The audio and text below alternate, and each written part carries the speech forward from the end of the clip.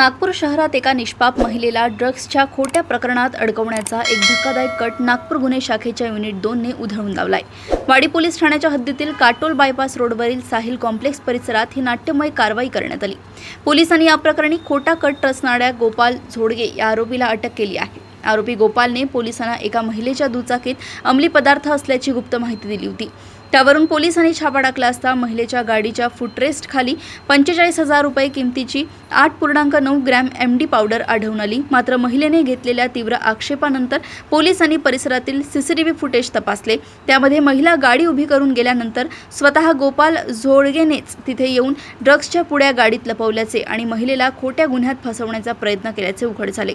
पोलिसांनी फॉरेन्सिक टीमच्या मदतीने ड्रग्ज, 10,000चा मोबाईल आणि 30,000ची मोपेड गाडी असा एकूण 85,000चा मुद्देमाल जप्त केलाय। आरोपी विरुद्ध वाडी पोलीस ठाण्यात एनडीपीएस कायदा आणि भारतीय न्याय संहितेच्या विविध कलमान्वये गुन्हा दाखल करून त्याला वाडी पोलिसांच्या स्वाधीन करण्यात आलाय।